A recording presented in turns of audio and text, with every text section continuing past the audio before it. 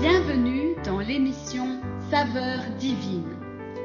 Cette bonne nouvelle du royaume sera prêchée dans le monde entier pour servir de témoignage à toutes les nations. Alors viendra la fin. Ce pain céleste vous est présenté par Immaculée Niraneza.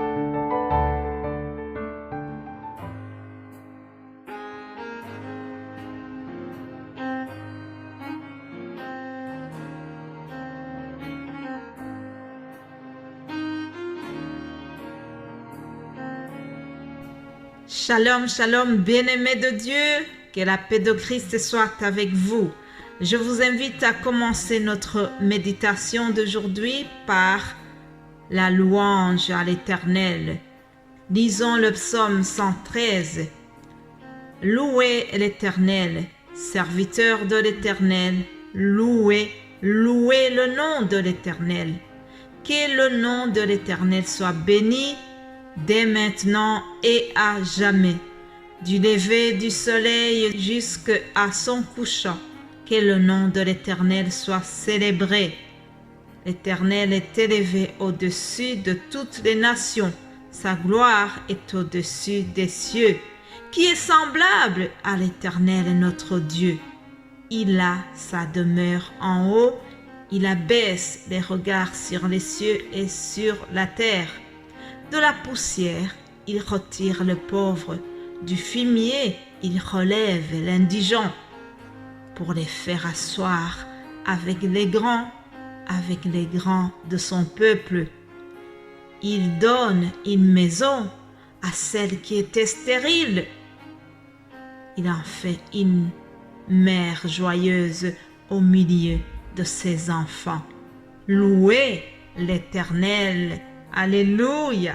Louons l'Éternel, chers amis. Commençons notre journée en louant l'Éternel. Alléluia! Comme vous savez, je vous ai dit que cette semaine est réservée aux Saintes Écritures. Nous devons honorer la parole de Dieu. Nous devons honorer les Saintes Écritures. J'espère que vous lisez la Bible, pas seulement le dimanche, mais que vous la lisez chaque jour. Alors, notre titre aujourd'hui, c'est justement ce verset qui nous dit « Ta parole est une lampe à mes pieds ». Bien-aimés en Christ,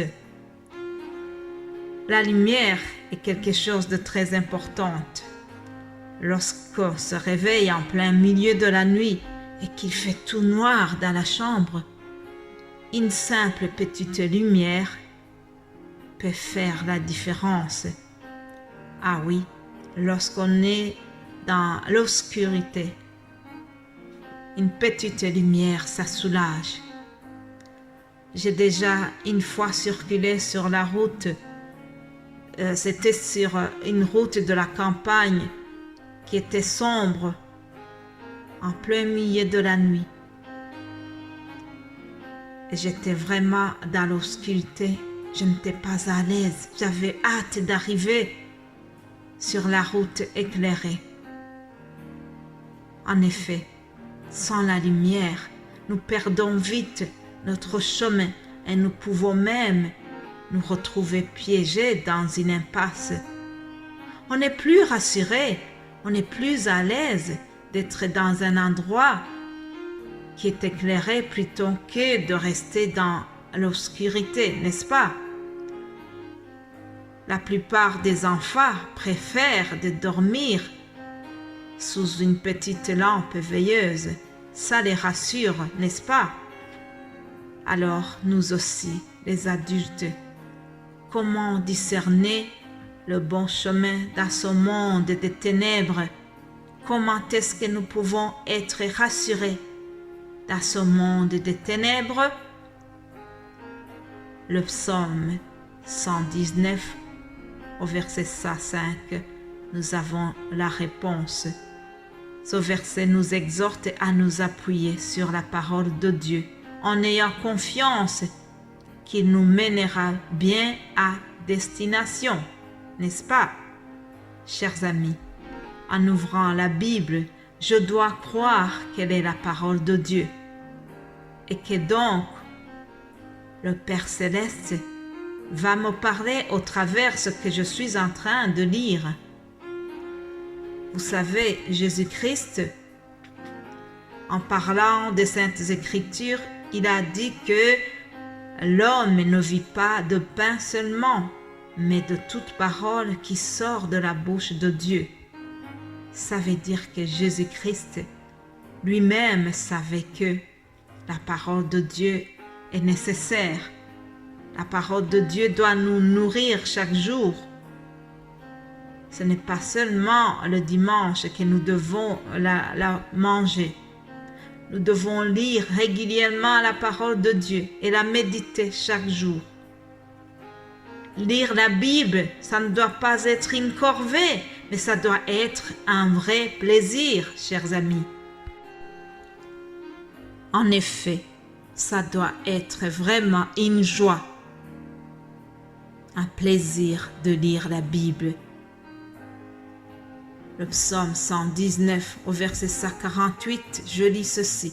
Je dévance l'éveil et j'ouvre les yeux pour méditer ta parole. Waouh! Que ça fait du bien de se réveiller très tôt le matin lorsque la tête est encore bien fraîche et d'ouvrir la parole de Dieu. Avoir cette envie, cette impatience d'aller déguster la parole de Dieu en se réveillant. Qu'est-ce que tu ouvres lorsque tu te réveilles? De quoi est-ce que tu te nourris juste en se réveillant? Il faut se nourrir de la parole de Dieu. Bien-aimés en Christ, dans nos communautés, il arrive que les personnes soient trop légalistes et ils exercent trop de pression religieuse sur les frères et sœurs. À ce moment, lorsqu'on comprend bien, lorsqu'on comprend correctement la vérité des Écritures, on est libéré.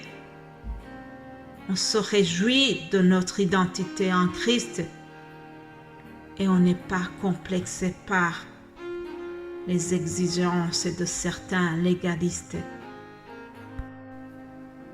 Et je voudrais terminer par ce point qui est très important aussi. Vous savez que en 2022, la technologie est très avancée et les idées humaines ont toujours besoin de révision.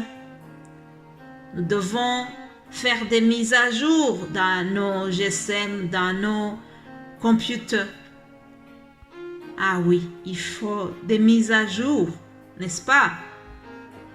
Cependant, la parole de Dieu est parfaite. Elle n'a pas besoin d'être améliorée. Elle est suffisante. Elle est parfaite. Nous ne devons pas du tout y ajouter quelque chose ni retrancher quelque chose. Elle n'a pas besoin de mise à jour. Dieu l'a fait de telle manière qu'elle reste comme elle a été faite. Alléluia, alléluia. Comment le jeune homme rendra-t-il pur son sentier? On se dirigea d'après la parole. Alléluia. Je répète ce verset 9. Comment le jeune homme rendra-t-il pur son sentier? On se dirigea d'après ta parole. Alléluia. Heureux es-tu, toi qui as choisi de prendre la parole de Dieu comme base de ta vie.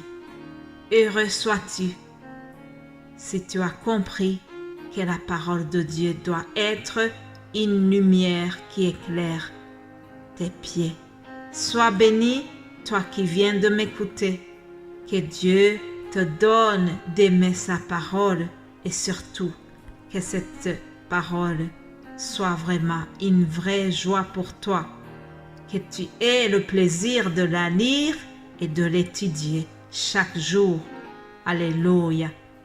Bien-aimés en Christ, je termine cet audio et j'aurai la joie de vous retrouver demain pour continuer cette méditation. Amen.